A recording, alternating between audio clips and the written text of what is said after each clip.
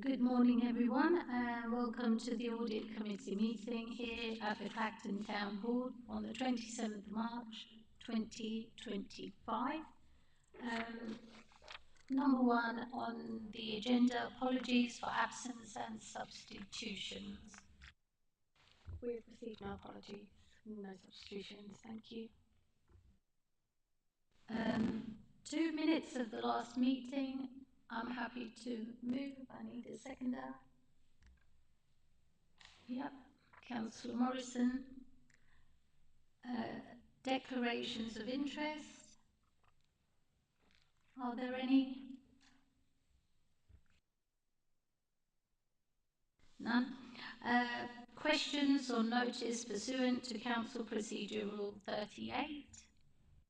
We've received no questions. Thank you, Chair. Okay, we're going to go straight to the report of Director of Finance and IT, A5 External Auditor's Draft Audit Plan and Strategy for the year ending 31st of March 2025. Welcome, Emma. So is that okay then? So sorry to sort of butt in there, Emma, if you're just going to say something, but yeah, just change the slightly agenda. So it says item 9. So if you're happy, I won't sort of steal your thunder, Emma, and say anything on the cover report. So if you're happy to take the committee through your audit plan for 4-5, I'd be grateful. Thank you. Lovely, thank you. So yes, I know it feels like we've literally, we have essentially just finished 23-24, but we are now back with our 24-25 draft plan.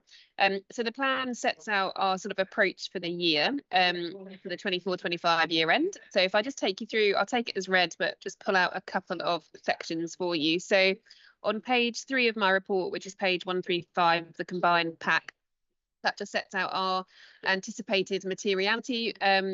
From a planning point of view, we will revisit that when we get year-end numbers. The basis of those numbers is consistent with what we used previously, so sort of a materiality level of just under 2 million there. Then in terms of our significant risk areas, so we are still sort of concluding all of our risk assessment work, but based on what we've done to date, we've pulled out sort of 3 significant risk areas, which are on page 137 of the pack. So they are the valuation of fixed assets. So the committee may recall that last year, whilst we did some high-level work around fixed assets because of some issues with the valuation report last year, we weren't able to complete all of that work. But we have expected to do further work on that for this year. So that's one of the key areas because there's a lot of estimation in those judgments and calculations of that valuation. The second area there is just the valuation of the post-retirement benefit obligations, so the pension obligation. Again, there's a high level of estimation sat within there. Last year, we did also have the surplus recognition point. That has fallen away for this year because we were able to conclude on that last year and are comfortable with that treatment as it stands. The third risk is around management override of control. So that's the pervasive risk that we have on all audits, and mainly focused around sort of things like journal controls and how key estimates are managed and sort of processed by management. The other area that we've just pulled out, so not a significant risk, but another area of sort of audit risk this year is around IFRS 16. So IFRS 16 is the new accounting standard which we brought in for this year and is linked to lease accounting. So we'll see additional assets coming onto the balance sheet as well as that additional liability. So that will be disclosed fully in the 24-25 accounts. And then, and I do apologise for the noise, and just in terms of other aspects, just to pull out for you there, in terms of page 142 of my report just sets out that we have rebutted the revenue risk. So we are comfortable that there isn't any risk around income recognition based on the way that income streams are pretty standard, have limited ability to be manipulated. We haven't yet completed our value for money risk assessment, but we will do so over the coming months and bring that to probably the next committee. And then in terms of just the appendices, so our timetable is set out on page 151. So we will plan, so the backstop date for this year remains into February, but our plan will be to probably do some of the work a little bit earlier this year, try and get some more detailed reporting through to you pre-Christmas as far as possible. And we will start doing some of the rebuilding of assurance work this year as well. And I'll be able to provide some more information on that at the next audit committee. And then just probably on page 153 is just our confirmation of independence there for you as well. But otherwise, happy to have any questions. Thank you. That's brilliant. Thanks, Emma. Yeah, I feel like this is carried forward from our February agenda or presentation. But just a couple of things. Could you just give us a bit more information on the journal aspect that you have picked up on, please? In terms of the risk, so the management override of control risk. So on page 3, sorry, risk 3. Yeah. So that is a risk that we have on every single audit. So any audit, regardless of public sector, private sector, management override of controls is a risk that is on any audit, and is reflective of the fact that management, if they so wished, not saying that they do, but they are in a position where if they wanted to override controls, then potentially that they could do. So therefore, we design procedures to address that potential fraud risk. And one of the ways that that we see that you could manipulate positions in terms of internal financial controls is around journals. So the key thing that we look at there is say, are there adequate journal controls in place? We do detailed journals testing based on a number of sort of high risk criteria there where we see that that risk might lie.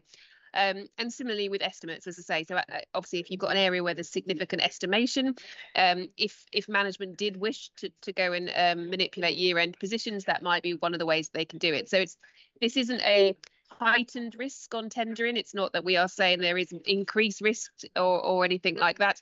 It is just a risk that you are required to have as under the auditing standards on any audit whatsoever, regardless of size. This will always be a risk on any audit because of that potential risk around fraud. That's brilliant, thank you. And the other thing, obviously, you've picked up on the internal audit work around projects management. So could you just give us a little bit of insight onto your findings on that, please?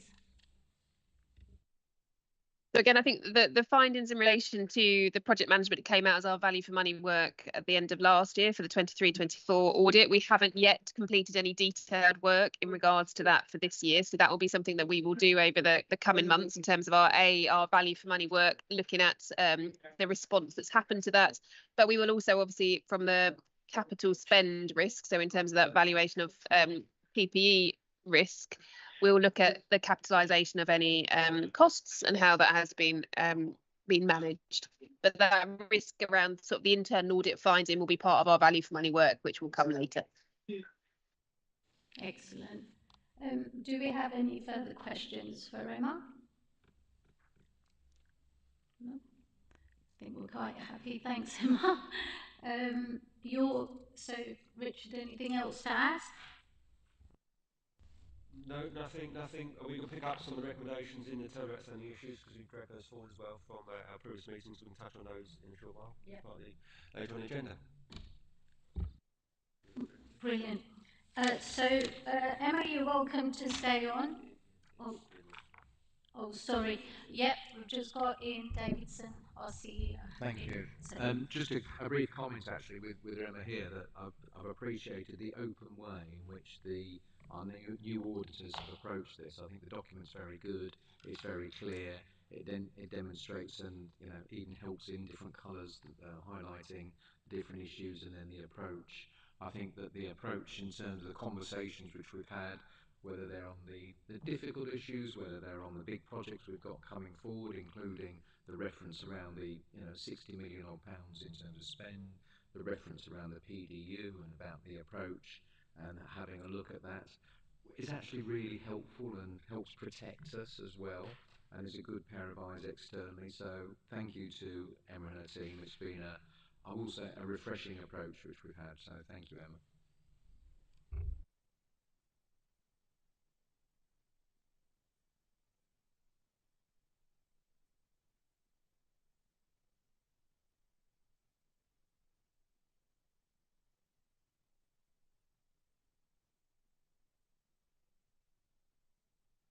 Yeah, so I'm happy to move the recommendation.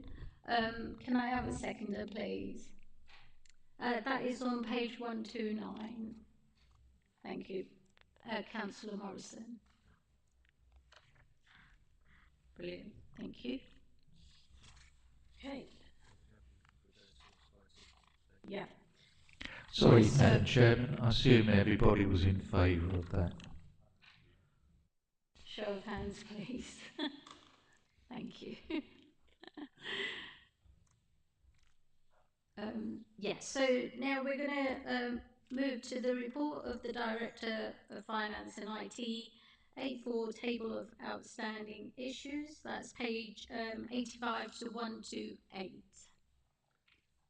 And again, just to sort of butt in early on this one as well, so sort of slight change in the agenda, but there's quite a lot to talk about in Taylor Outstanding Issue Report, and we'll come back to it in a second, but I thought pragmatic reasons and with Emma with us, is to take the spendals element of that report. So there's some stuff in the main body of the report, plus the appendices about spendals review, which Chief Executive will take the committee through, if that's okay.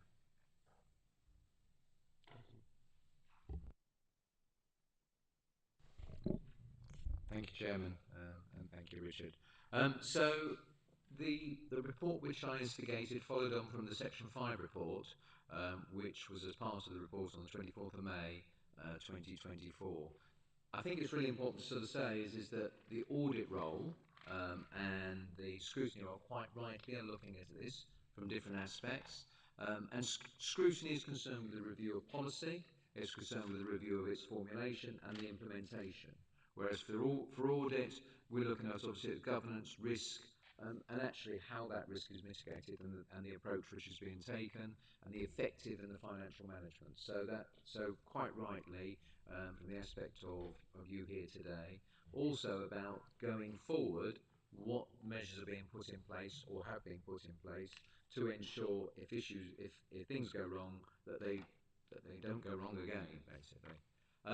I will start by saying that I think the Spendles project has been something which all members have been very supportive of. The cost of the temporary accommodation for all councils across the country is significantly high, and putting in place good quality temporary accommodation is really important. And members were very supportive. The previous administration and this administration have both been very supportive of the delivery of that. But my frustration always is that when we have such successes, because Spendles is now completed, people are living it, it's costing the council less money, I want to be celebrating our successes, not justifying our successes. And I come here today because I need to justify the success because of the issues as highlighted correctly in the Section 5 report. We as a council are very open around when we get something wrong, we say we've got it wrong. Not always, other councils always do that, but we do. And that's really important. And it's really important because actually that's how we learn from it. Rather than brushing something under the carpet, it's how we learn from it. Pardon me for sort of just taking a moment to also celebrate the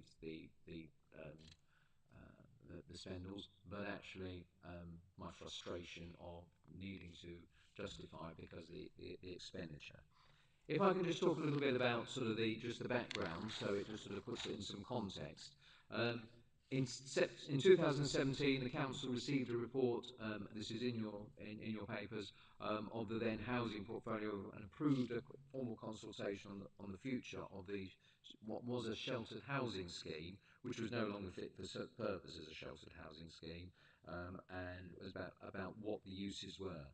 You can see in there then a series of reports went through, and on 20th of June, 26th of June, sorry, 2020, the Cabinet decided to bring Spendles House back into use as temporary accommodation, which I think was a very good decision. And we were seeing by then the costs of temporary accommodation ever rising across the government in significant amounts.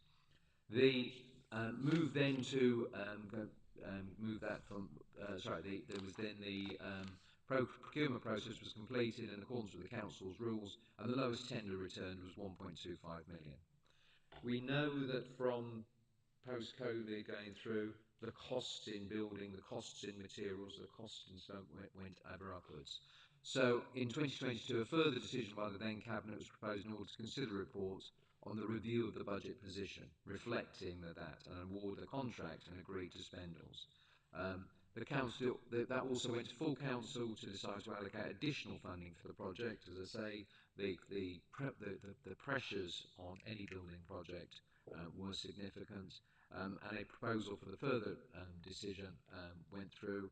And in June 2023, the Housing and Planning Portfolio Lead of the Council and Corporate Finance considered an update on spendals and review of the budget. And the lead and portfolio holder noted the increase in costs, which would be financed through the capital receipts. So we could see that the funding was increasing, and then in July, the portfolio holder in 2023 and the corporate finance and governance portfolio holder considered a further report and a further review of the budget, so we could see the movement on that. And the work actually started on site in 2023. So at its meeting on the 24th of May, the Cabinet approved the additional budget of 860,000. I also approved additional 60,000, which was a further budget for very specifically on safety matters in terms of the implementation of fire doors. I think the key thing in terms of that was, if you look on the table around that, you can see that the full council, the budget is captured there. So the budget was 600,000. The budget then is agreed full council in 2023 with 1.4 million. 2020 in May 2024, 2.37 million, and the decision of the chief executive of the additional on myself with additional 60,000 took us to 2.38 million. The contract was awarded through to the Art Group in London, as it says there, and some of the key issues were then around additional costs, around modifications. Now, I think that had those been brought forward, members did not have an issue, and we discussed it with all members, around the spendals and the importance of the spendals project. The key issue and the key thing which we're discussing today is that some of the additional funding was not approved in the correct manner. It did not impact on our budget because we actually did have the budget, but the budget was not approved, and therefore the funding hadn't been moved over with the correct permissions and the correct decision making, and with members signing that off for that. So the additional spend on the unauthorised spend on it was £386,535 and 12p. I instigated a review, which has been reported back today, and in parallel to that, there is also a investigation in terms of an HR matters, which I won't be. That's a staffing matter on how we deal with those, but just rest assured that we will also be dealing with those the staffing matters in those as well. I think that there are some key points which you can see in the report, and we've been very open about that. So, in terms of the summary and conclusion, the scoping and management and adherence to the Council's governance framework. Clearly, if people are making decisions which have not been authorised, that they have not done that. I think that one of the key things which we did find as part of it, the underlying and current governance arrangements and internal control processes were in place. It wasn't that they were faulty, it was that they weren't followed. And I think that's important issues in terms of the assurance for you as audit committee around other projects, etc., which I will come on to in a moment, because actually we have also strengthened that, and you're hearing on that on parts of others as well. So I think the learning on that, they were reasonable and adequate. We want them to be better and reasonable and adequate, particularly if we've got projects coming up which are going to be £30 million. If you look at just the levelling up alone, never mind the coastal defences projects we have, and etc. etc. I think that the reflection on the specifications must be more robust, and by that, when specifications come in, you then have the recognising that at times you're going to have additional costs, and as we saw post-COVID, those things happened. However, with good specifications, actually variations should be more limited, and actually in this case, the specification I don't think was strong enough, and the variations there whilst reflecting the increase in costs post-COVID. However, I think that also the specification could have picked that up. And again, that is part of the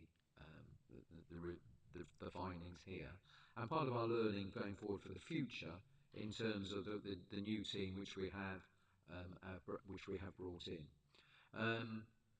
Contingency, I think, should not be considered just as when you're instigating a project, but actually needs to be reflected on through the project. Because if costs go up, your contingency needs to reflect that as a percentage. So if you don't reflect that, if you only reflect it at the time, you're only basing it on the original percentage cost. And obviously, as we've seen, the costs increased. And for the most part, as I highlighted earlier, were approved and recognised and discussed with the cabinet and the portfolio holder.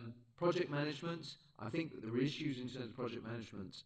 There were actually project management meetings, but I don't think there was sufficient focus given around budgets and around the position where when additional budgets were required, what the decision making was.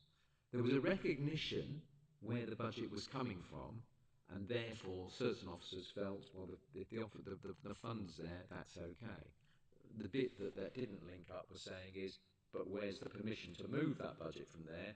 So it didn't, as I said earlier, it wasn't a risk to our budget in terms of saying we don't have the funding, it's going to put our budget at risk. But what it did mean was the correct decision making wasn't in place. And I think that it says here decision-making consultation requirements do not appear to have been adequately considered during the life of this project. I think the £386,000 clearly shows that. So it's I think for a lot of it was, and I think but I think as we've highlighted in the table around where it went to cabinet and council, but obviously the part which was not approved, which was the additional variations and the associated money being moved, clearly wasn't, because otherwise that would have highlighted that. Training, and I'll come on to some of the actions which we've taken, but about ensuring there's adequate training for officers at all appropriate levels in terms of when they're fulfilling projects. The strategic oversight, project board, ensuring a consistent strategic approach to all our projects. I think that's got even more important, not only because of the learning for this, but also because the scale of the projects, as I say, which we've got, which the council is operating on. Contract management. One of the issues was that we actually were reliant upon the contractor system rather than actually having the backup of our own system monitoring that was correct. And again, that's something which is a learning point, and I think that's something which we quite clearly recognised was therefore failing. I don't think the actual fund, strangely enough, I think it's right to have that backup. I don't think the actual amount was wrong. It's the decision making to allocate that which was faulty. Contract variations I've mentioned already. Also around unauthorised spend, and managers should be aware of their constitutional responsibilities in authorising spend. As I said, this part to me, if I can bear my soul, and I know we're in a public meeting, I will say it, is my huge frustration, because what the officers were doing is an excellent project. They were trying to do the best outcomes. There has been no issues with this project in terms of somebody having any kind of malicious intent, any gain whatsoever. Indeed, the funding was within the council and was spent from the council's budget. It is the decisions which are made and the outcome, but with the insurance of the assurance for you, for future projects, you need to know that on that scale that's not happening again, and quite rightly, and I appreciate actually the income, the input from you, and a request, and I would ask me to come back again in a period you to decide on, to say, so how is those checks and balances going, and perhaps even give an example of, sorry David, but an example of the work which we're going to be doing with the PDU and with the work there, because I think that's an important part of it. I used to be in Emma's position many years ago, as Emma knows, and I know the value of when members like yourselves ask those questions and prompt those, because it makes sure that officers go away and look at it. There is also something about officers being aware at a more junior level is that the consequences of what they do, they does have consequences. So they're not sitting here today, are you? But they need to understand what those consequences are. And they also need to, and that's why also there are HR disciplinary matters going out, which are outside of this, which I'm not going to go into, but just to say we recognise that there needs to be consequences for that. And it's not oh, it's okay, you slip. It's just, it's not good enough. And this is my frustration. So what have we done for some of that work? And I think that's a really important thing. Well, obviously we had the investigation. I also did a directive to all senior managers and managers of budgets, which went out and basically stated what their responsibilities were. You're welcome to have a copy of that if you want it. Um, we also had statutory officers that did training for the senior managers, and that was a retraining. It's not to say that when they take up posts they do have training, but that was a retraining of that. I think that there is something about um, the renewal of that training on an ongoing basis, partly because actually legislation changes. Look at recently the change to procurement rules. Now we did do some training for around the procurement at the senior managers forums, and I think that that's an example of it, but we need to make sure that we continue with that. One of the big questions which I think is right that you'd ask me, so I'm going to try and answer it first, is around the how do we make sure we've got the capacity rather than it's, I'm not going to say happy amateurs because they're professional officers, but perhaps people that's not their complete skill set. And I think that so the PDU, which you're obviously very well aware of, and the discussions and elsewhere, is an important part of that. So we are making sure that we are bringing in capacity to support the new large projects going ahead at a corporate capacity to bring that in order to make sure that that doesn't happen again, and in order to see oversee some of those massive projects and the value of those which are underway. Generally, I say it, get it right. Look at I'm going to go back to one which we were only mentioning on Tuesday night, but the massive £36 million, which was on time and on budget, under budget as we could have said, but discussed on Tuesday night. You've got a number of other major projects which we've got award-winning projects like the Sunspot, like the work which we've done on the Orwell Place, etc., etc. So there's some really significant work going on, and I think that that's really important around what have we done to make sure that both we have the capacity, fresh capacity with the right um, training, the right understanding. Only yesterday, Richard and I, or day before yesterday now, Richard and I were going through an additional capacity in addition to the team around the finance aspect of that to ensure that again that gives reinforcement, and I signed that off with Richard for him to bring forward, which we will resource within our existing existing funds. We've also commenced a project board to oversee and to see where we are with the project board. And I think that again, some of that work which we're seeing, and for those of you who've been involved with the project board, which is for the levelling up the first phase, has been asking a lot more of those questions. I think that's been obviously valuable. One of the questions which I had was the PDU because of spendals? And if in part yes, we want to make sure that we don't do that again. I think with the scale of project, yes, we would have needed to increase our capacity, but mindful of what went wrong there, we need to make sure that that PDU was very well, had very good capacity in order to support that work. So yes, I think we would have needed to increase our capacity, would have had as much focus on some of the issues around ensuring the governance, ensuring the things like the how variations are dealt with, how in terms of the scoping of the contract, etc., etc. I think the learning from this has been helpful.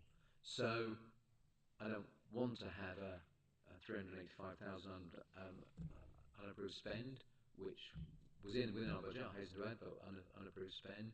But if I'm going to take a silver line to the cloud, it has given us additional focus on the 30 odd, on the what three 60 million total of the three lots of 20 million projects coming forward. I think that has given additional scope on that.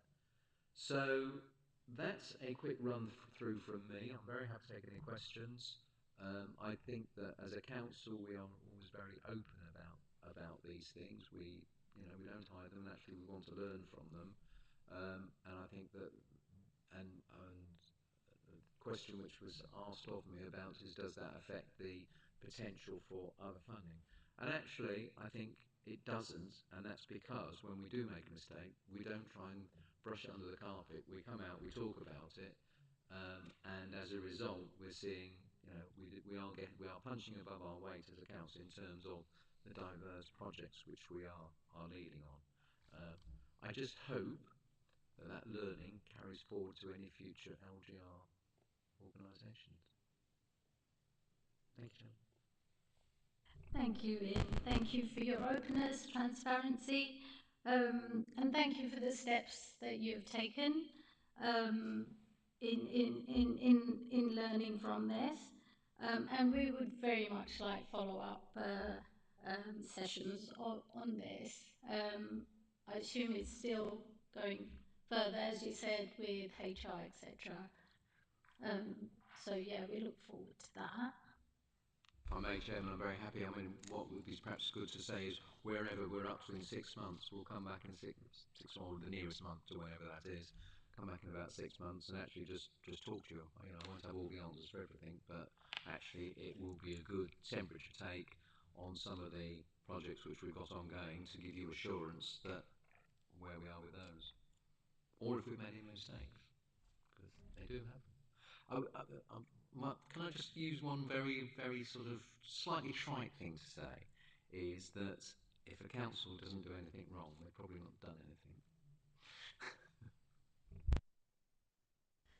Yeah, for sure. In in anything, I'm sure we learn a lot. When anything changes, we learn a lot. But the overriding thing here is the constitutional responsibilities and training. I think what I would like to see is maybe some sort of annual training. Maybe something like that could be considered. I know you do the initial training, but it's always a good thing to be reminded, periodically, I think, of governance rules, etc. Yeah. I think we'd be very happy to take something and put that on the schedule for our senior managers forum on an annual basis, and Richard will be obviously picking up, any of the changes to the legislational requirements as well.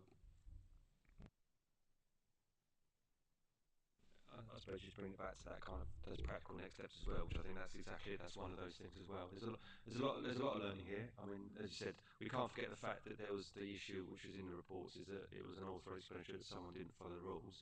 But when you do that review, I'm on. Yeah, sorry.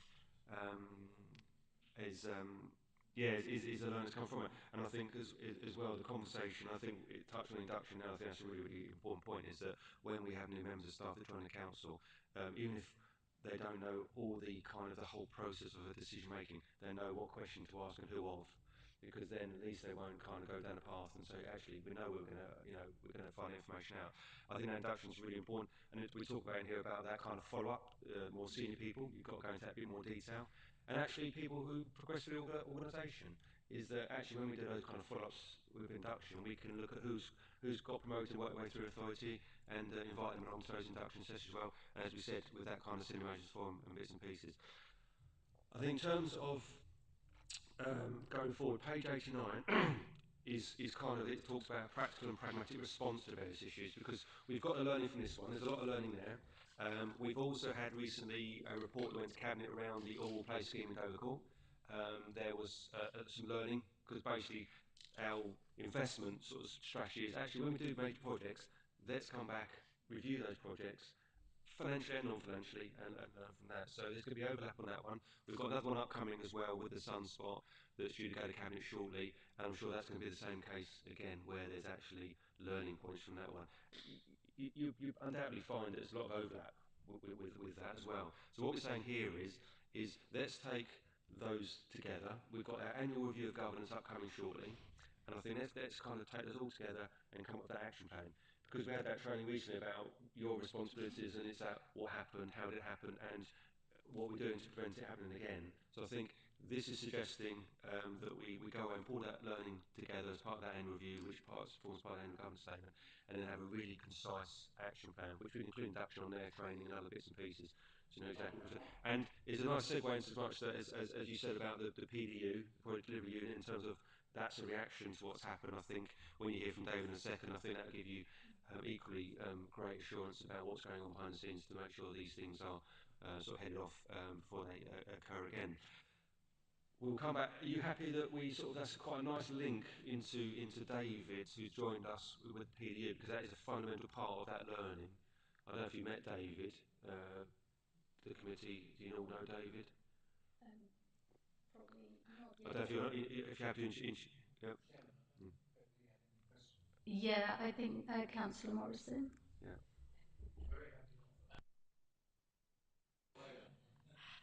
It's not so much a question. I can appreciate that it's taken the shine off, I think. I know I understand your frustration, but at the end of the day, it has delivered a really good project, and the people, no one is benefited financially from this within this council, and that's an important point to make. It is an error in process. Process is there, and there was an error. It's been identified at the end of the day. People who are benefiting from that are the people who are now living in spindles, which is what we all want to see. I feel very confident. I appreciate the fact that everybody's been very upfront. As you said, nothing has been swept under the carpet. If you're going to learn a lesson, let's learn it on a project for £2 million rather than £20 million. Really, and I'm not trivialising any of this. We know it's important to pick these things up. It has been picked up. There was nothing malicious involved in this. And most definitely, people's minds will be very concentrated on making sure that the process happens in future.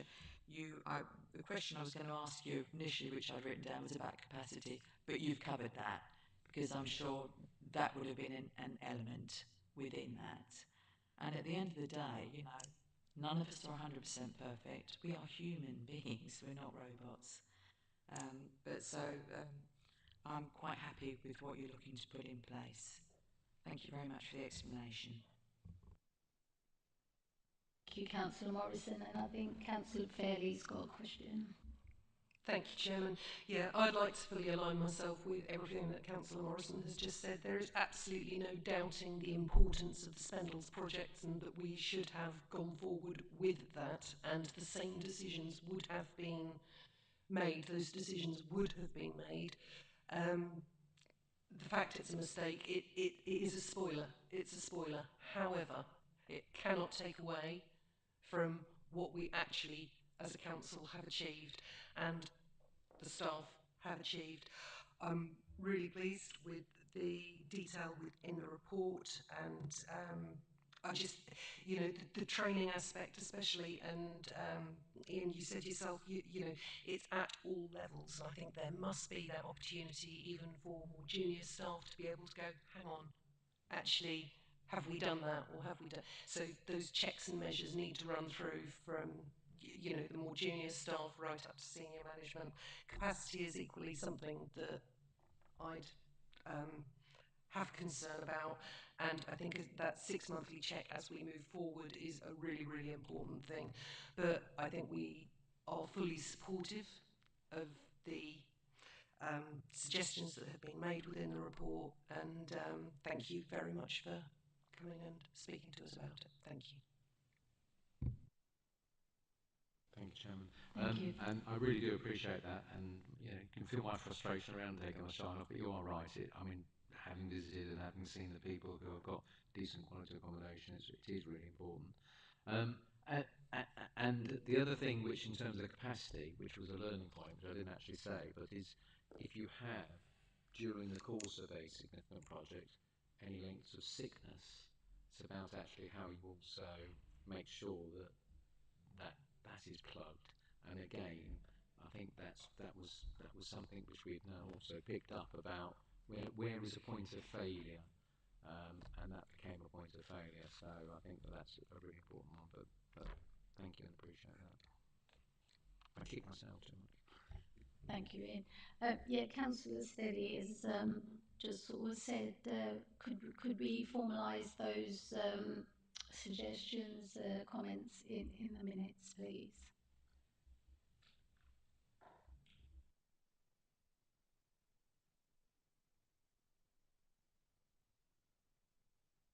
Thank you. Any further questions? So, yep, so are we happy to accept these recommendations as on page 8? Oh no, sorry. Yes, sorry. Rewind.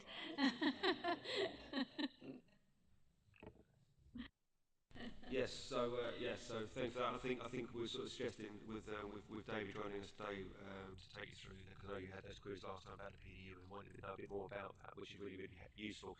So, David, are you happy to take the committee through? I know you had some sort of documentation you want to take the committee through, and happy to introduce yourself to the committee. Yeah. Thank you. Yes, the mic's on. Yes, hello. I'm David Dewsby. I'm the interim head of the project delivery unit. I'm placed here through the East of England Local Government Association, and I've got experience of delivering town fund and capital projects with other authorities within the East region. And I just wanted to talk briefly about the approach that the project delivery unit is taking, what the structure of that is, and most importantly, looking at governance and risk, which are the issues which face many of local authorities which have been given large amounts of capital funding to spend within quite challenging funding envelopes. So just to recap on the programmes of work that you've got the Community Regeneration Partnership, which was formerly known as the Levelling Up Partnership, based in Clacton and Jaywick Sands. There's around 15 different projects there, totaling 19.3 million. You've of course got the Levelling Up Fund and Capital Regeneration Projects, known as CRP. We're calling that one CRP, and we're calling the Levelling Up Partnership one CRP2, just so that we can define the two of them. That's also £20 million, the Carnarvon Terrace project with the car park and the new flats, the new Clacton Hub, the new Clacton Library, Harwich Library, and work down in Dovercourt on Milton Road and in Victoria Street. They're the two big ones that you have in play at the moment. And coming up, you've got the Plan for Neighbourhoods, which was formerly known as the Long-Term Plan for Towns, and that would be 20 million over a 10-year period. So you've got further capital projects investment there. And on top of that, you've got other programmes such as High Street Accelerator, Green Spaces Fund, and of course UK Shared Prosperity Fund and Rural England Prosperity Fund. All of these will give you capital projects which need to be managed, and the aim of the project delivery unit is to give you a programme management office, in effect, which helps you effectively manage and account for those projects. Within the handout which I'm passing around, there are various slides which will just give you information. I'll just talk briefly to those and answer any questions that people may have now during the meeting or in the future. If you have any queries or questions which occur to you later, please do get in touch. The team includes myself, architects, surveyors, accountants, lawyers, all the people that you need to be able to set up and run and manage capital programmes and projects in terms of the skills and resources which are required. And we are funded through the funding which was agreed by Cabinet in July 2024, the £1 million budget, with the aim of being able to set up and run these projects and get them running with the council. The legacy will be that we will have created a suite of project management documents and controls and program management systems which will allow the authority to be able to take on capital projects in the future and manage them in a more systematic way. In terms of the governance, the best way I can think of describing it is if you think about the people who are actually delivering the project and the officers and the people working on those project teams and yourselves, the members, how do we communicate and relate to each other in terms of how do we keep you informed, how do we get the authorisations that are required from members, and what is the process for doing that, and how do we escalate things from the project team level to the senior management level, through to portfolio holders and then through to members. And in the slide deck there is some diagrams which show the process. And there are two principal pieces of documentation which I'm focusing on in this documentation for you to understand. The first one is something called a project initiation document. Now, the purpose of the project initiation document is to get absolute clarity at the outset on what we think the project is intending to deliver. So, what is the background for the project, the business case, what are the objectives, what's in scope and also what's not in scope, what outputs and outcomes, what are the number of things delivered and what will be the measurable impact when we've achieved those. What are the finances for the project and the budget? What's the cash flow? When do we expect to be spending the money? What are the timelines? What are the key activities and the milestones in there? Clearly identifying any start and end dates, clearly identifying dates where we need to come back to portfolio holder for approval or cabinet or council for approval before we can move on to the next stage. A comprehensive risk and issues register identifying the key risks and how we can mitigate those risks, and then how we're going to manage those risks, and most importantly, who's going to own those risks. So as we go through the life of the project, as those risks change, and then they have to be managed, it's very clear who that risk is sitting with and what the controls are that need to be reviewed to ensure that those risks are then properly managed. The organisation and the governance I spoke about before, but the relationship between the project team, a project board which oversees the work of that team, and that will be the senior managers in the organisation who are responsible for the project when it's completed, as opposed to the members project board which will have general oversight over all of the capital programmes that you have, and how that then relates to the members through the portfolio holders and the cabinet. Most importantly, many of the projects didn't really identify the resources that were needed, which were the people who are going to actually be delivering the project. Many of the projects that you have to deliver as local authorities, people take them on as business as usual on top of all their other work that their department is doing. And that means that they're not dedicated on the project management of the project. We're all dedicated to project management. We don't do management of other teams and things. We don't have to do all of that other stuff. We manage other people and we manage within a team, but we're focused on the delivery of those projects and being accountable to the members. Another key thing in this initiation document are the project controls, those key approval gateways, and what the tolerance levels are for a project. So when a project is starting to be overspent, for example, how we escalate that and when does that get escalated so that you get the very early warning that that's happening. And finally, within the initiation document, comprehensive stakeholder analysis, identifying the key groups of stakeholders for all of the projects, and they're all different for the different projects, and then leading on from that, how do we communicate and engage with all of those different stakeholders during the life of the project to keep people up to date and informed, because as each project develops, there will be different things that we need to communicate with people and get feedback on, and also manage our general communications as a council about what these projects are and how we're doing them. So that is all encapsulated within the initiation document, and the key thing here is that needs to be approved by a portfolio holder and signed off as a portfolio holder as a public document, and it says, right, this is what we are going to deliver as this project. From where we're standing now, this is our aim, this is what we're trying to deliver. And then the next important document is something called a monthly highlight report. And the monthly highlight report looks at key issues. The first thing on the highlight report, it should be a simple document which should be a few pages long, and you get it monthly. And this will be going through firstly to the Regeneration Capital Delivery Board, and then through to portfolio holders and cabinets in terms of looking at the overall programme. But we'll be looking at the overall management summary of the project. Is it going okay, or are there issues? And we'll be looking at the any change control that needs to be brought to members, saying, well, if things are changing, this is happening, and we'll need to bring this to you because things are varying from what we agreed within the initiation document. Identifying key risks and issues, and particularly how those risks are changing, because you might have a risk which is green at the moment if you're using RAG rating, which is moving to amber, could be moving to red. So one part of the highlight report is saying we can see a risk here, and it's not getting any better because of the timelines. It's getting worse and it's moving towards red, and we need to focus on that, and we need to give you our assessment of how that could be managed and agree with you the way forward and communicate that to everybody else. So, for example, in the case of a project where you're finding things in the ground you weren't expecting, and that's increasing the cost of the project, communicating that very, very early on. The highlight report will also be looking at the financial summary. Are we spending against the programme that we set in the initiation document?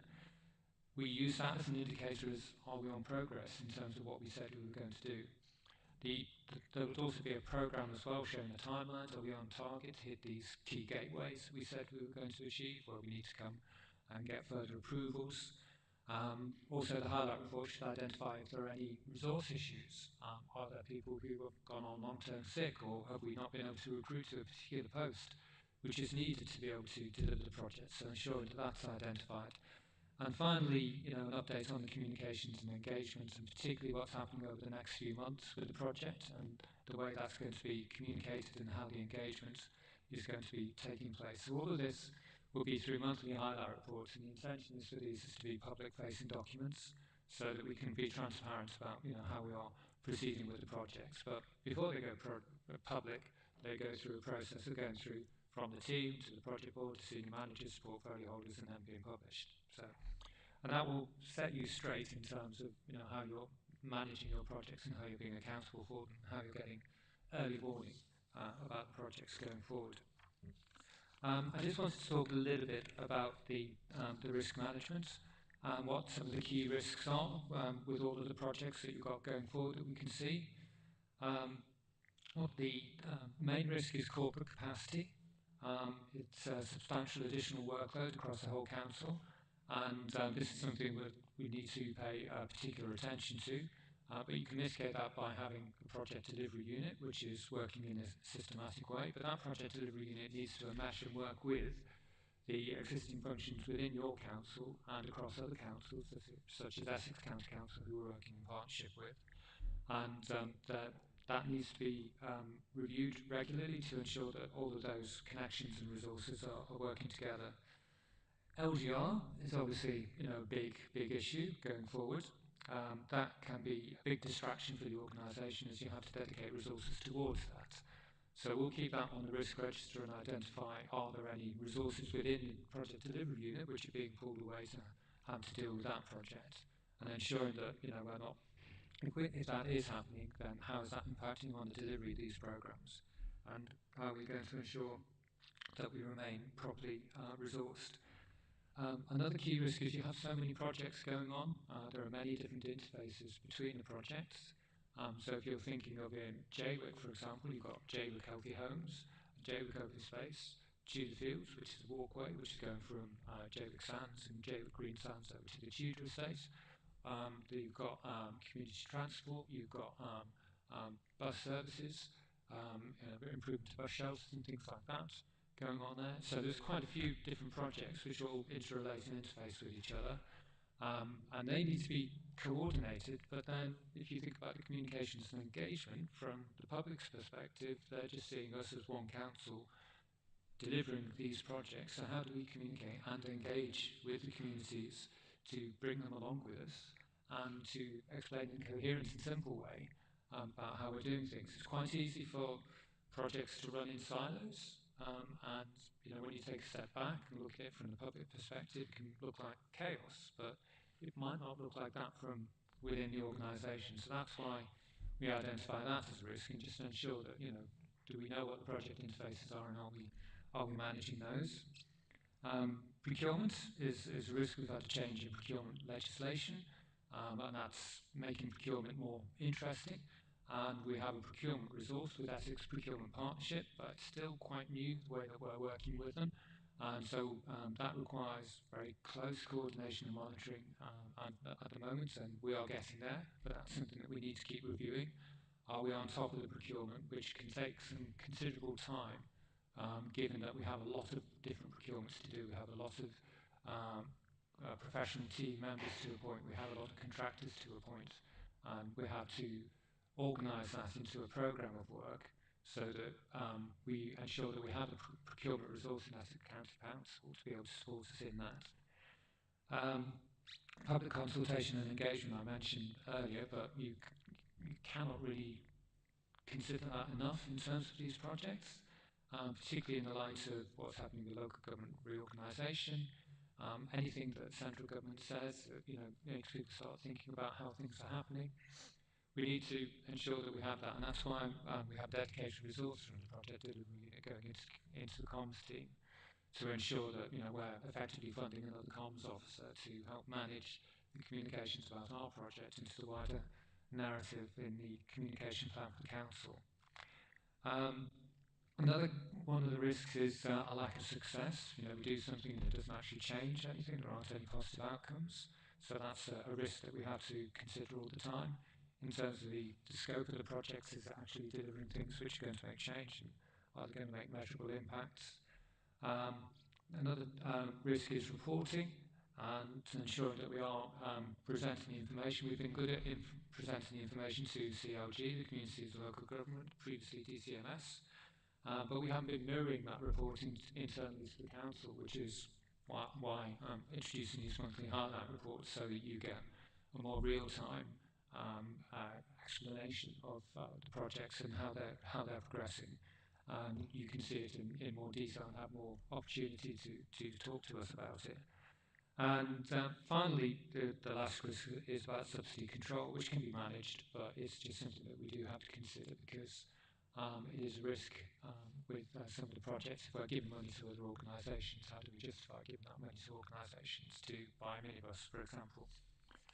And the last bit on the slide is just giving you some detail about the programme, and it's just showing you the complexity of the programme. We're on target at the moment, but there are quite a lot of moving parts in the programme, which is why we need to give you the regular updating and reporting, and we're putting through here.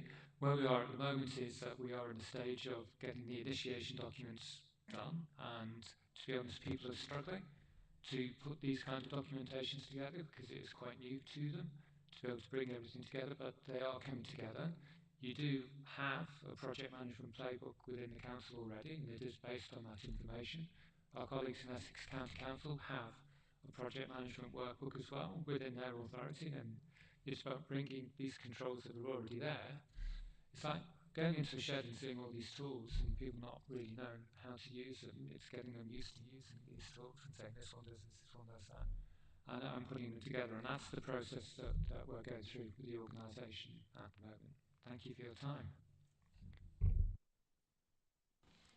That's brilliant. Thank you, David. This document, obviously, it's going to take us a little while to sort of digest. But can I ask how often can we expect these updates? Well, the idea is the monthly highlight reports. You should always be able to see those and always be able to review back on those. I mean, for example, if I was doing a highlight report for, say, April, it will be looking back to probably February, March period, because it takes time to pull all the information together, particularly about finances and things like that. But you're doing it every month. So you're getting this view, and you'll see how those risks in particular are changing and being managed over time, and how the project has been developed over time. So that will always be available. In terms of reporting to Audit Committee, if you wanted a standing item on Audit Committee, we're presenting a report to, then we can do that. The information that we will be reporting to you would be very similar to the information that we are preparing for those monthly highlight reports and for the reports that we're doing to MHCLG. And it's that consistency of approach in terms of making sure that it's, you're all getting the right information and that information is available all of the time. That we're aiming to achieve, rather than it being down to some officer somewhere having to put together a report going, oh, this isn't looking good, I need to tell Cabinet about, things are going a bit skew here. And then people saying, well, how did that happen? This, you'll not that we're designing anything to go wrong, but when things change, because they do, we'll be able to see why things have changed, and we'll be able to see the decisions that people are making about their response to why things have changed and what response is needed. Yeah, brilliant. So for instance, audit committee every quarter, would we expect to see this report, for instance?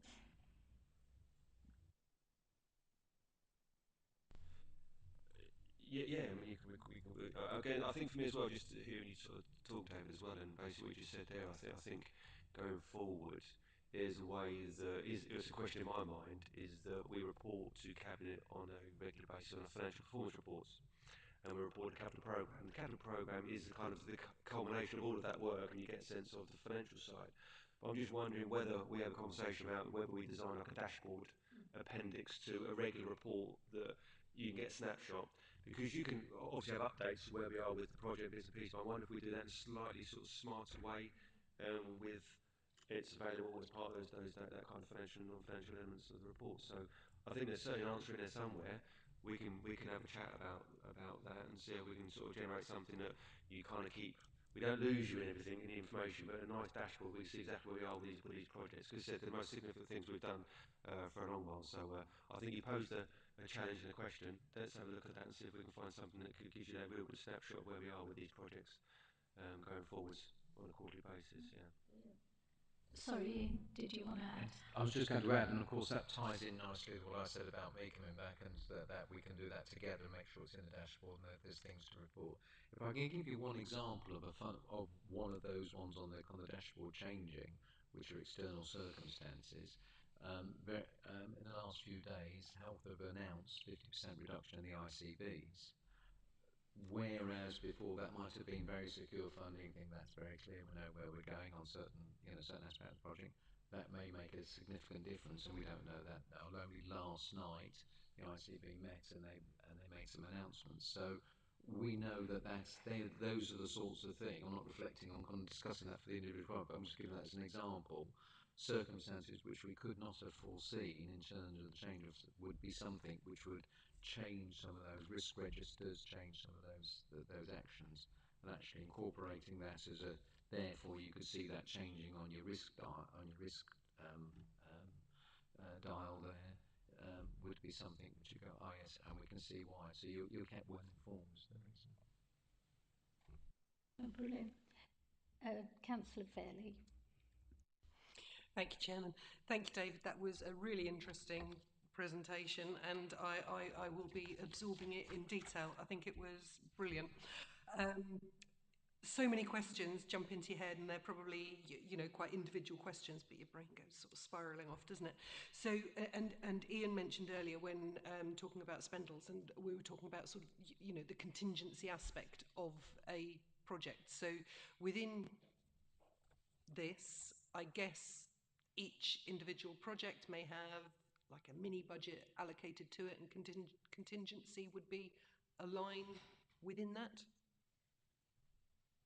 I can talk a little bit about the concept of contingency and how that's dealt with.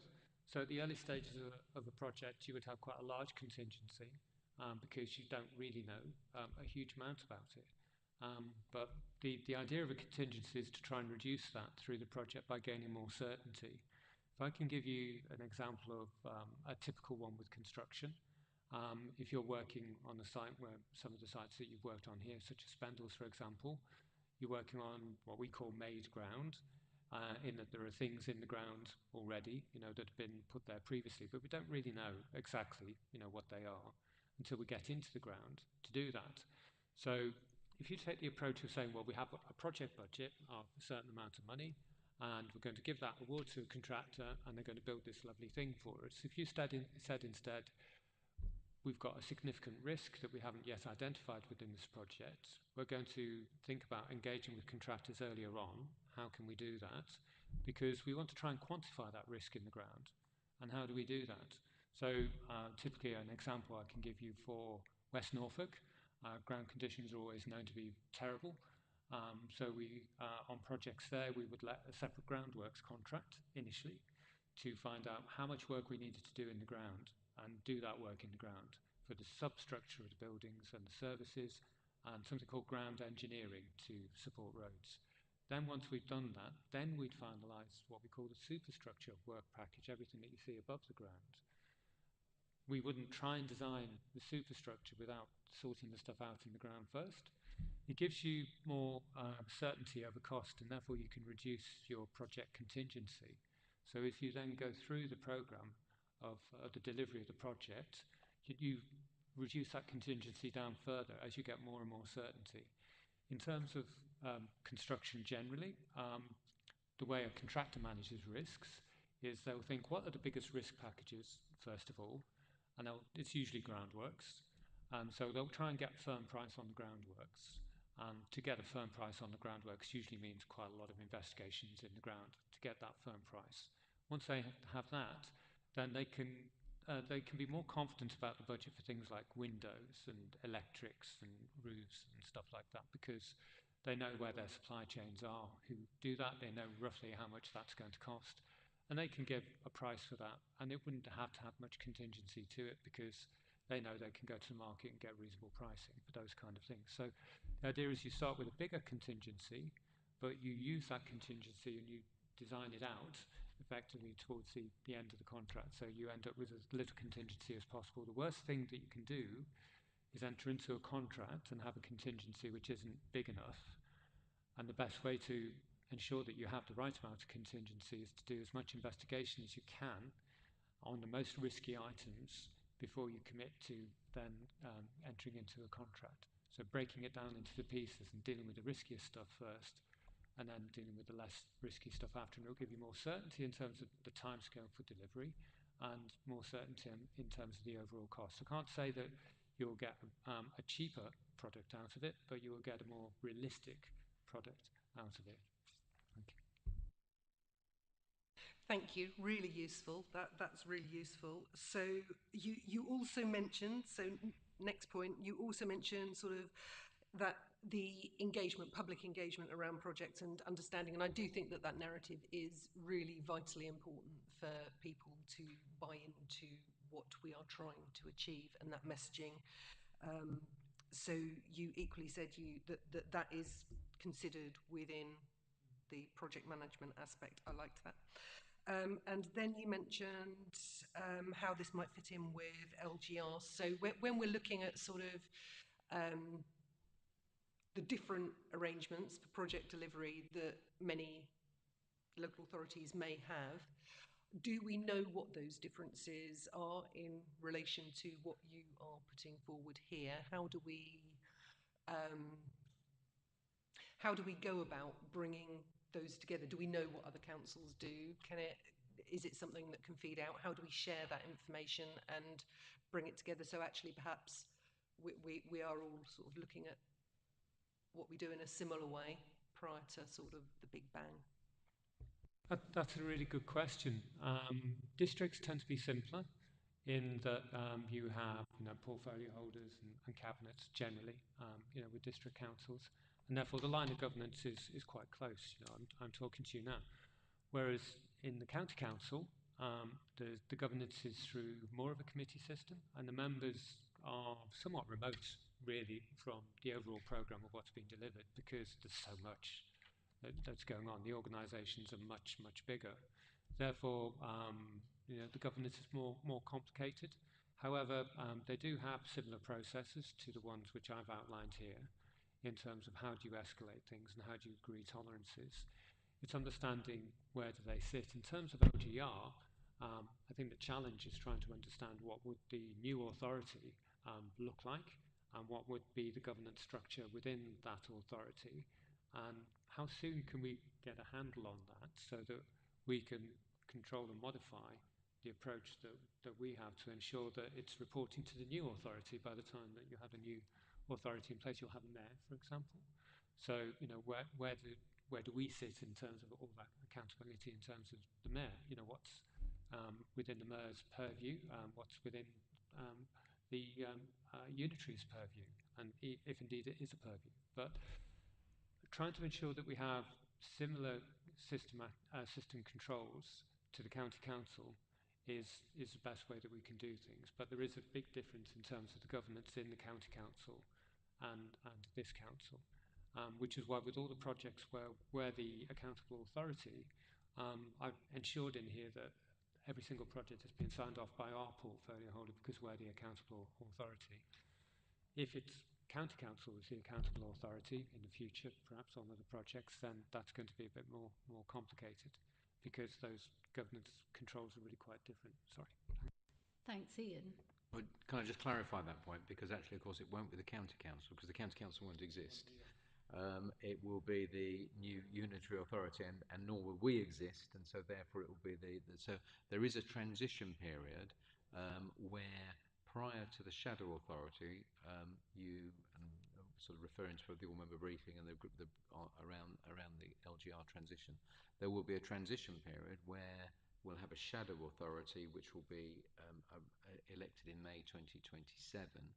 However, and we will cease to exist in May 2028. However, between May 2027 and May 2028, we will still have our statutory duties, including being the responsible authority for whatever schemes we are doing. But that we will need to work up the governance for those schemes as we have now, which will then go into the new authority. And how, as David says, is that kind of what will that look like? There will be orders which will be written by government about what we can and can't spend in that year. So they may also be affected because we may, as well as having the governance of TDC, Essex County Council, but depending on the spend, there may also be requirements for the shadow authority, because you can't what's called fetter the discretion of a new authority by committing it to spend once it's in being.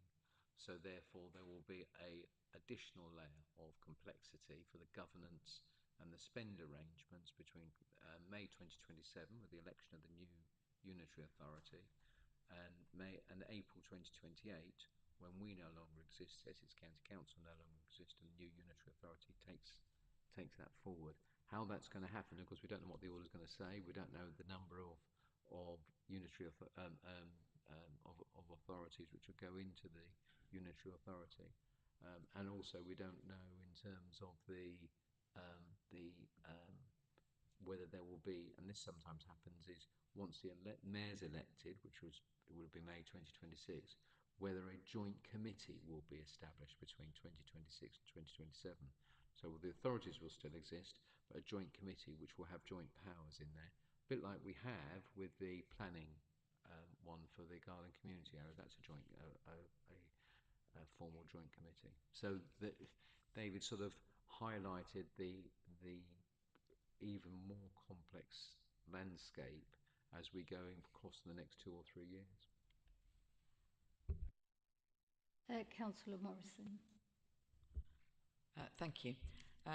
Zoe's actually covered a couple of the points. Have you been reading my notes? No. My question to you, David, is when do you breathe?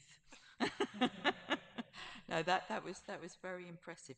A couple of things that I would say is that I completely agree with a simplified version, so we know where we're going, because there's nothing more daunting than when you get a huge report and you're reading through that. The other bit you were saying about with the public, keeping them updated with what's going on, I think that's so important, because if they're not, they start making up their own minds on what's going on, so that's important. And my word, when you're going through all of that and looking at this, I can see we do punch above our weight, don't we? When you look at that is quite spectacular, and it looks to be, looking at, I recognise some of the names on here. There's quite a team that's been put together there. Thank you.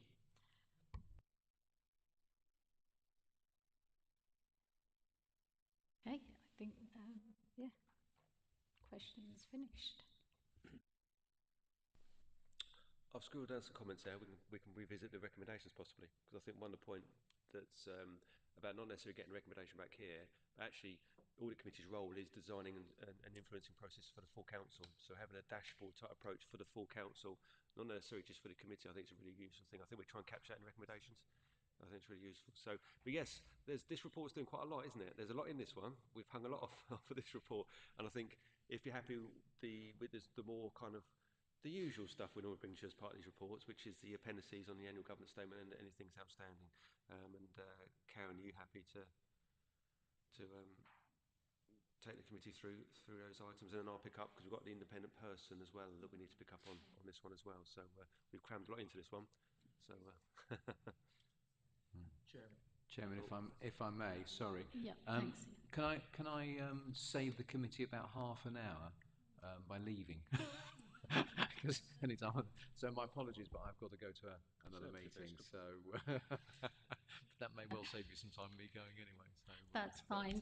Thank you for your update today. It was brilliant.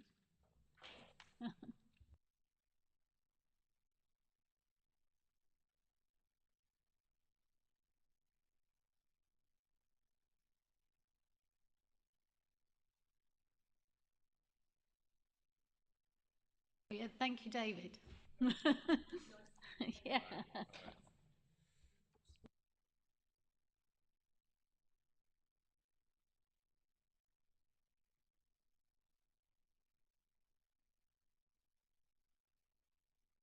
Thanks, Karen. Thanks, Chair and members. Quite a lot of my report has been covered there by the Chief Exec and David. So mine's your usual update on the table of outstanding issues.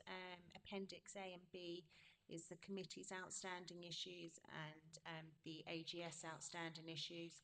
And as promised, you have a new Appendix C, which is the external auditors' outstanding issues, and they're attached for you to view. Contained within the report is Appendix D, which is spendals, and I'll not say anything further on that after Ian's report, apart from to say that the reporting of the outcomes from major capital investment forms part of the annual capital and treasury management strategy, which will be highlighted within Appendix B from now on going forward. And then at Appendix E, you have got the appointment of the independent persons to the audit committee, and that's a draft specification.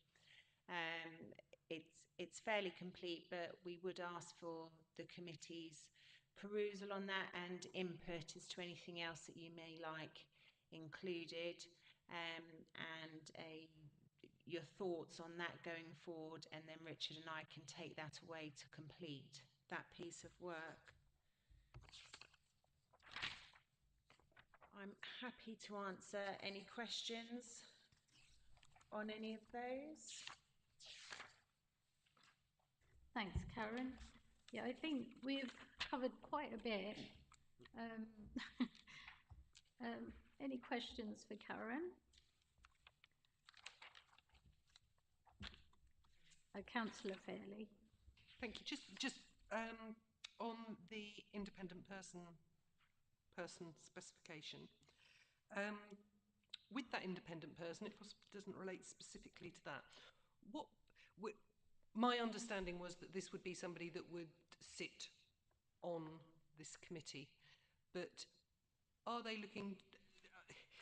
Is there a position that they will be sitting on this committee as, or are they just as a member of this committee?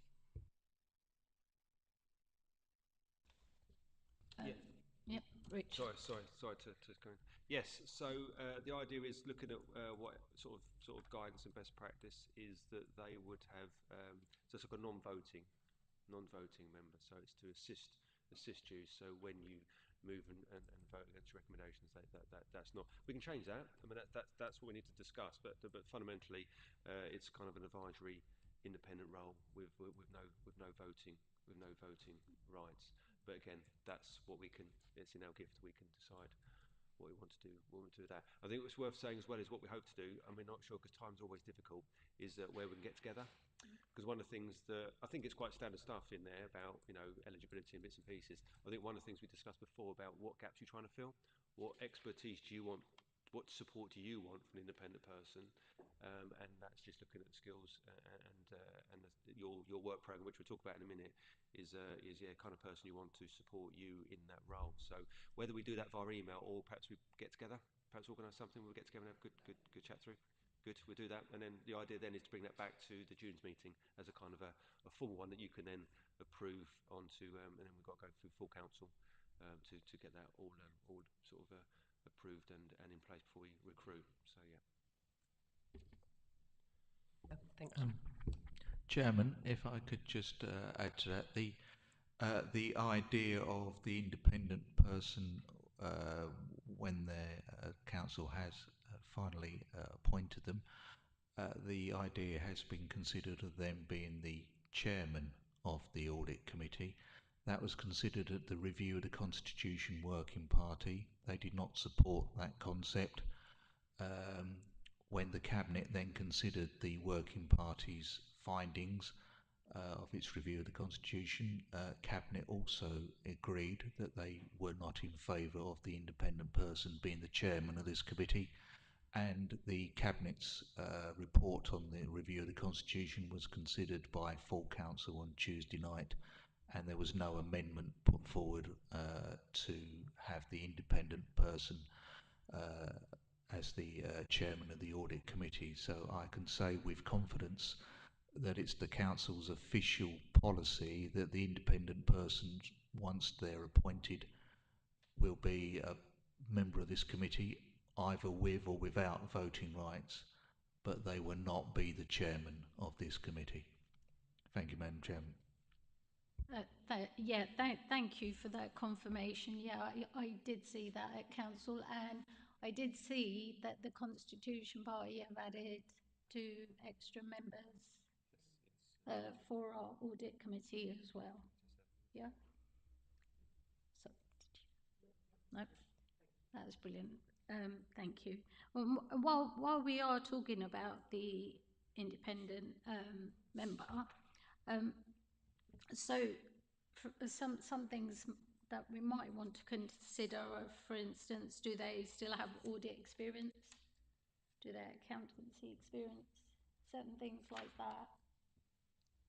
Yeah, I think we sort of looked at a broad spectrum rather than just being an accountant, but maybe a bit more of a broader experience to actually fit in with. I don't know what Richard thought on that. I think you were in agreement on that when we discussed it earlier. Yeah, and the good thing is that we can bring it all back, can't we? Bring all that sort of thought process back, and then decide what sort of gaps you're trying to fill in the right person. Yeah, definitely. Brilliant. I do have one question, Karen, and that's on the journals, as I spoke to Emma earlier, on your reports. So it's very low risk, and we won't be sort of doing anything about that beyond. Craig? I can answer that. So one of the audits we've completed in this period, which I'll go through when I get to my reports, was main accounting system budgetary control. Part of that is looking at journals, environments, budget movements, and looking at whether or not there's been any management override. And we haven't found any, so there's no, in our testing there hasn't been any, so we've got that level of assurance already. That's brilliant. Thanks, Craig. Any further questions?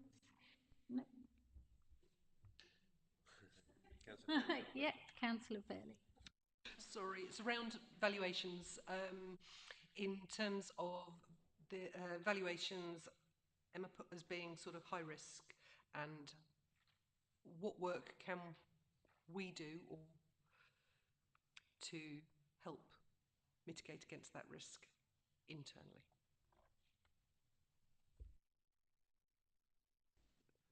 So the issue that was we discussed it when the 3-4 accounts. That yeah, in terms of that, and it's that dreaded floor area measurement again. It's that dreaded floor area measurement again. We're talking to we even do it internally, which is difficult capacity, but we're looking to, because it's independent, we're looking to discuss with our external valuers to see what they can do. The difficulty with it is can we complete that piece of work in time for the 4-5 accounts, which I think is going to be difficult. But we've got to make a good headway into that to start getting that to get done. I think as Emma said before, is we really, and I think we said it might be a phased approach. This is a bit perverse in a way, because we're going to have, based on the building back on the external audit delays, there's going to be disclaimed opinions for at least another 2 years. So it feels a bit cheating because we've almost got 2 years to put it right. I'm quite pleased about having 2 years to put it right, because actually that gives us that chance to phase that in so we can get those valuations done. It's very, very, very low risk in terms of the difference is it's what value is on a balance sheet. And it won't be that dissimilar, because these aren't huge assets. The significant ones are our leisure centres. So what we said, let's prioritise those ones. We've got a load of little sort of assets, but we don't really want to prioritise those. So we're going to prioritise ones to measure. Let's get the big stuff. And so we don't have that material, it's a bit less material. If there's still an error, we can say it's a lot smaller. So I think at the moment it's around us sort of working with our external valuers to see if we can pull in some favours and get that measurement work done. And then we're fine then, we're over the line. And then the rest of it just comes from there in terms of calculations against that floor area. So it's frustrating. It's a really minor thing, but really frustrating just to get the thing done. So yeah. Councillor Steady. Yeah, I think our previous auditor, didn't he use that as a bit of an excuse, and he kept wanting more and more information from us? Is that my recollection? Is that right? Yes and no, in a way. As in, I think there was something in there that was a slightly wider issue. I think you're right. I think it did come across that way.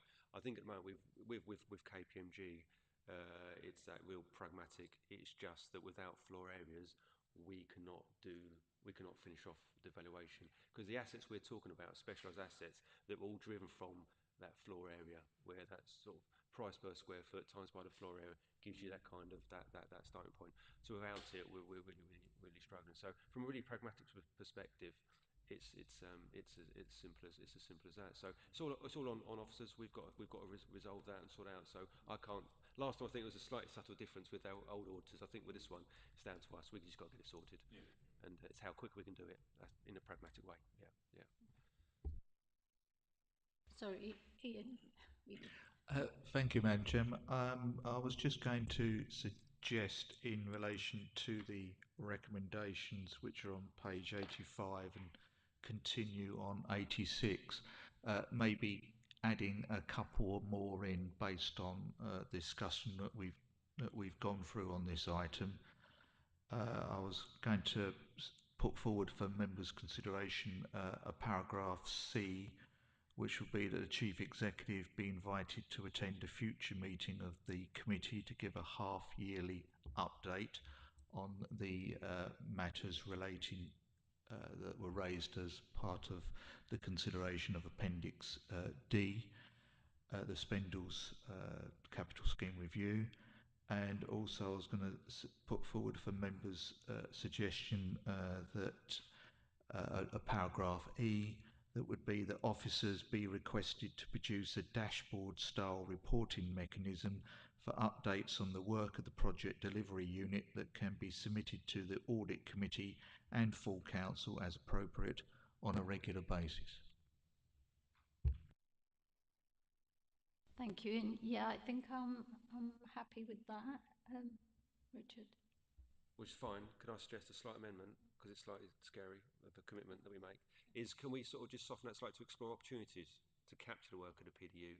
I'm just saying it's slightly different. I'm just conscious that we don't want to tie ourselves to something. So if you're happy that we explore opportunities to capture the work of the PDU and associated major capital projects, as I said, for the purpose of reporting regular updates to members throughout the year. So it's in what Ian said there, but I think just to soften it off slightly, I just don't want to sort of have to come back to you and say we failed on that one. So yeah. Yeah, I think that's agreeable. So I'm happy to move that. Seconder, Councillor Fairley.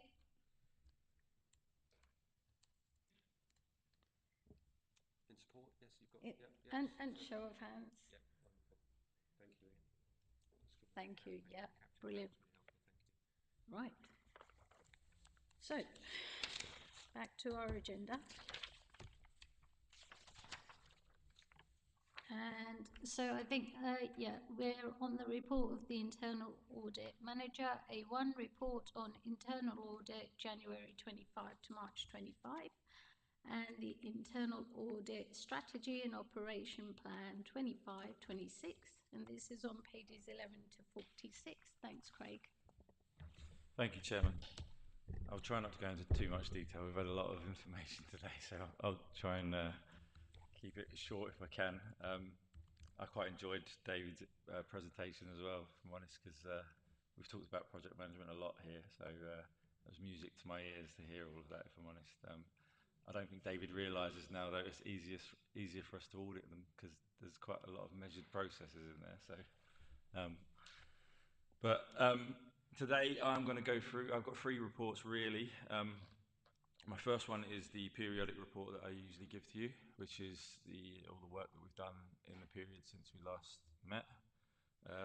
In that period, we've completed 4 audits, all what we would consider a satisfactory level of assurance, so no major issues identified. Those audits were housing benefit, main accounting system and budgetary control, corporate governance and accounts payable. One of the things to mention within that as well is last time we talked about we had an issue around payment that went awry and went to the wrong place, and we put some new controls in. So that under the accounts payable audit, we revisited that. We had a look, make sure that those new processes are in place. They are, so we've got no issues there at all. But as we said before, it's quite rare that contractors change bank details. So we'll go back again next year when we look at that and just check again, make sure that where there's been more changes, we can have a bit more detail on it. But as it stands at the moment, no issues around it. So we're quite happy for those changes. In terms of what's left in the plan, I'm quite happy that by June I can give our annual audit opinion. There are a number of audits that still need to be complete, but we're not far off. So I'm hoping, well, we will be complete by then to be able to give you an opinion on the overall assurance of control and risk management. So that's really the main aspects of my periodic report. That we've got the regular report of the previous significant risks in there on Appendix B. But any questions on that part at the moment? I'll take those before I move on to the audit plan. Thanks, Richard. Yes. Just wanted to mention, because it's quite live this week, Joe, one of the outstanding actions on the green waste bins, the brown bins. There was one of those outstanding actions where there was sort of potential debt to write off and an approach to try and recover that debt. Just so you know, is that in discussion, the leader and environmental portfolio holder have asked us to finalise that as part of the outturn for 24-25. So we can bring that to a conclusion, complete conclusion in the 24-25 as part of the outturn report. Then we'll provide you an update with that shortly. So hopefully we might be able to do that for your June's meeting, so we give a really sort of a finalised position in terms of that previous brown bin issue. The garden waste, yeah. Yeah. Yes, because there was that discussion we had around some debt that potentially needs to be written off because it had accumulated and we were looking to recover that, weren't we? Recover that money through certain phases. So that work's been done over the last sort of 18 months. As I said, the leader and environment portfolio officer to sort of bring that to conclusion as part of the outturn. It's a really good time and opportunity to say bring it to an end. At the end of 4-5, nice time and opportunity. Then we can report back exactly where we got to with that one and the outcome from that one. You can recall the figure we had. We talked about £70,000, didn't we, potentially to be written off. So we'll provide you a more detailed update on that one shortly. So. Councillor Fairley. Thank you. Capacity-wise, Craig, how are you doing? How is the team doing? You still have a space on the team. Are you advertising? Is there any update on that? Capacity-wise, at the moment, we've got an apprentice that's working well with us. So No issues in terms of capacity at the moment. He's learning, and hopefully we can keep them longer than 6 months. But at the moment, yeah, I don't have any issues in terms of not being able to deliver with our capacity at the moment. That's it. I think we can continue. Yep. So the next part of my report is the annual. Normally, I give you an annual audit plan, which describes how we bring it together, what we look at, what risks there are. But under the new global internal audit standards, we have to provide an internal audit strategy, which again is essentially what I usually provide you in the report, all the details of how we get there and what we want to achieve. But now it's over a longer term. So we've got within the strategy, we've got the development of the plan, essentially what our priorities are, and why we do what we do, and with some nice pictures on there. And but I suppose the main parts of the plan that I want you to look at is we've got our operational plan, which will be the new audit plan for 2025-26. That'll be our annual plan. All the audits are listed on page 34 onwards. And if there's any particular audits that you feel you think should be in there, I mean, happy to discuss that, because what we've done is we looked at when the audits last were done, has it gone too long? So where it has been a longer period of time, we make sure we've got them in there in this year, and we've looked at the risk registers, we looked at what's important, what the council's priorities are, and tried to include all of that within our plan. And then we've got a number of days what we call advisory and consultative, and that's really for reacting to when things change. So that if we need to put some time in, we can, because the plan, I can plan all we want, but when things change around us, you need to be able to adapt to that.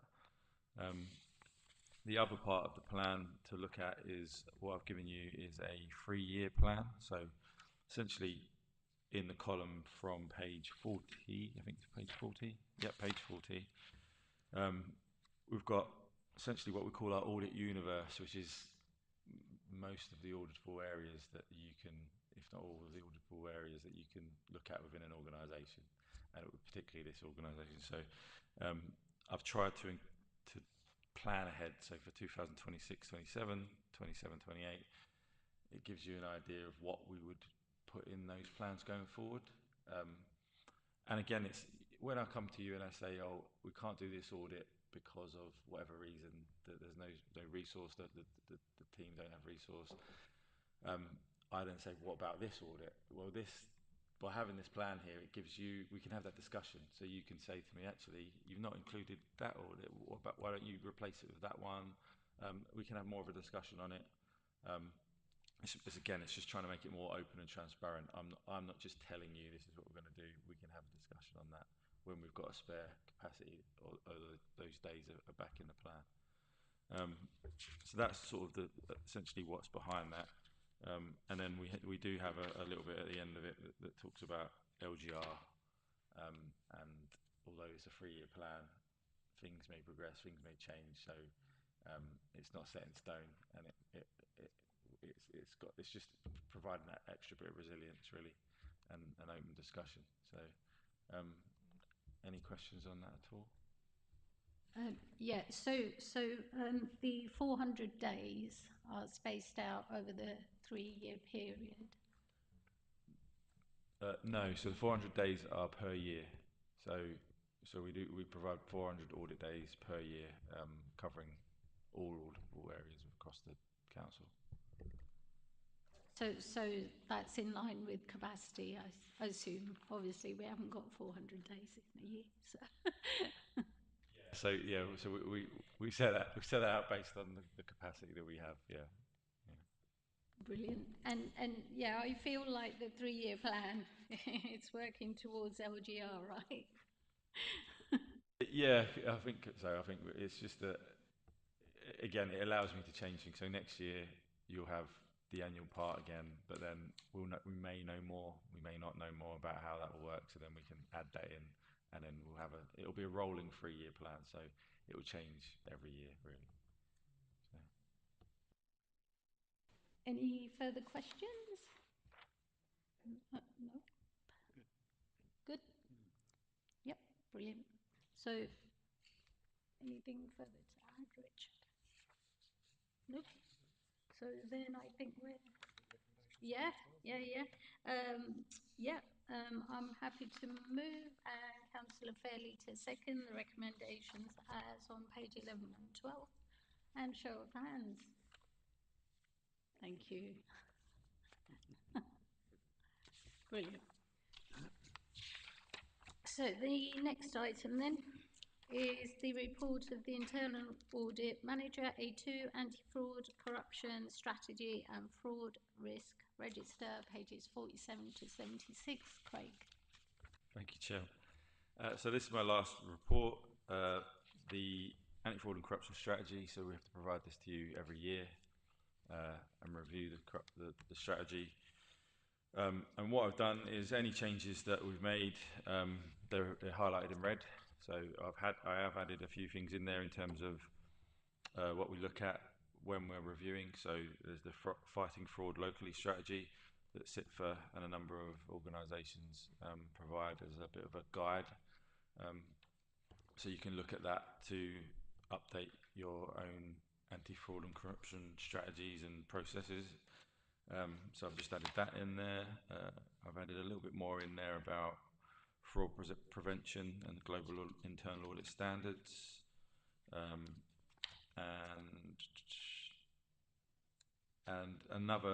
The other part of it, so I suppose this goes back to the action plan on page 61, which is sort of all the actions from this that we as an authority have decided to try and achieve. So one of those is to create a fraud and risk register, which we've now done, which you can find on page, I'm assuming it's there, it'll be page 69. And so what I've done is we've created a fraud risk register. So it's quite generic in terms of all fraud risks that would affect the council. And at the moment, it's just essentially what is the risk and what's the impact. We're not saying we don't have mitigation there. We definitely do have controls and processes that would prevent those risks from happening. But it's going to be like a two-phase approach where I'll provide an update at a later date after we've talked with services, talked with different departments as to particularly what those mitigations are. So I could fill that out now, but I want to be sure that is happening across the council in the different areas. So we'll come back at a later date, and then that risk register will include mitigation and the controls that prevent those things from happening.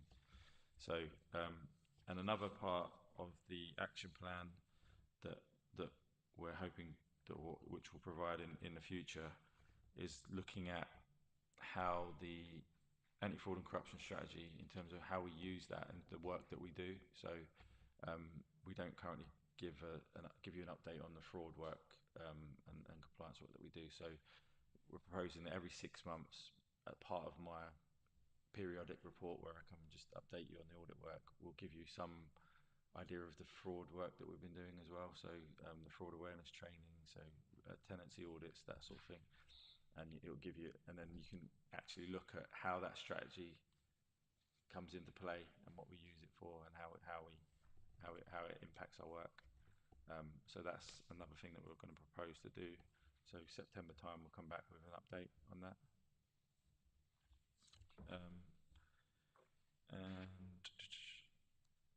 The other two actions in there, we've got one about procurement, but with the new changes that have come in with the new Procurement Act, we'll probably need to revisit that and just give you a fresher update on that. And in terms of fraud awareness training, I think most of you have had some kind of fraud awareness training now, and it's now part of the induction program for new staff and new members anyway as well. So it's ongoing. Ian. Thank you, Madam Chairman. I was just going to offer my apologies to members because I've just realised as I've been following Craig presenting the report that his officer report is sandwiched between Appendix A and Appendix B. So apologies that they got printed in the wrong order, and if it's made it more difficult for members to flick back and forwards between the two. So apologies, a cart went before the horse on that one. Oh, thanks, Ian. Yeah, I did notice that, but it's fine. I think that's everything from me, unless there's any questions at all on that. I must admit, there seems to be an increase in activity right across the board with all the reports we're getting. So, that is, have I got the right recollection? Because there's a lot more information, a lot more in-depth information. So, have you actually, well, I suppose you would say it, wouldn't you? You would say yes, but have you actually sort of stepped up a bit? You know, is it down to having more staff, or are you working in the afternoons now? No, I'm just saying that is really, you know, how you got the time to actually put all that time to, you know, almost as a credit to you and your department. We've got a really good team of people, and I just try to guide them and oversee and review what they do. And yeah, so we're just trying to give you as much information, more than what we have. So in terms of fraud risks, we look at that on every audit. So every audit, prevention is key. You don't want it getting in the system. So our controls are about keeping it out. That way you don't have to go and try and detect it and all the time and money it might take to try and get money back if you have to go through the court system. So the whole point is about prevention. That's the sort of biggest part. So although it might be a little bit scary seeing all the fraud risks that might be there, but that is what's out there. That is what happens. And we're there to try and there's not we're there, but the services are there to make sure it doesn't get into the system, and we're just there to look and advise and make sure that it's working well.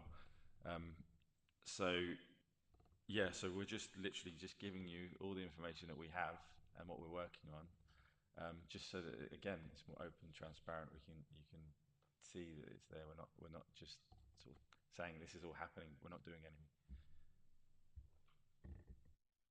I can say this, Craig can't. He's been very modest because the team are very enthusiastic, I should say, and very passionate about what they do, and that goes right the way through to Craig, who sets that culture. So you have to hold them back sometimes. That's how enthusiastic they are.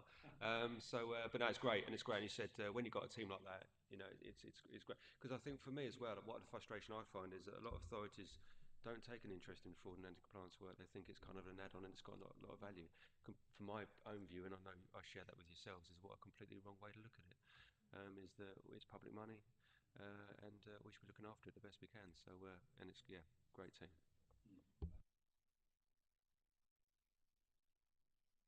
Any further questions? No? Then I think we're happy to move the recommendation.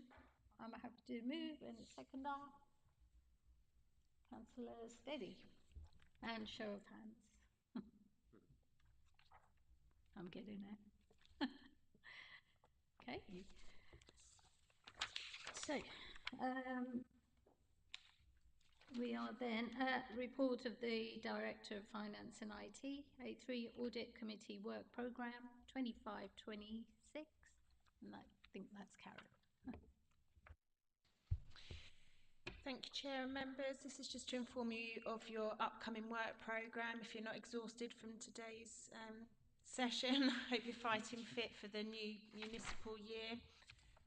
This reflects your regulatory work and any associated matters that fall within the responsibility of the committee, and the programme starts on page 81.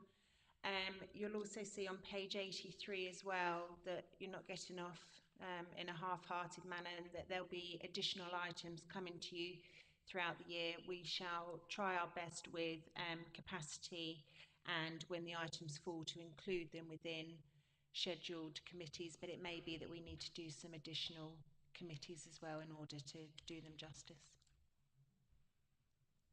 And again, happy to take any questions or let you soak in the future activities. No, we welcome the new work programme. I think we're all happy with that. Yeah.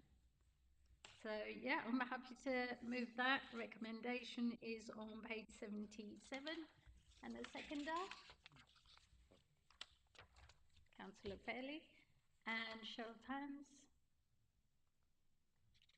Thank you. Right. So, I think,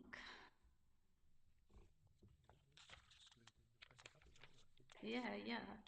So, item 10 is obviously exclusion of press and public.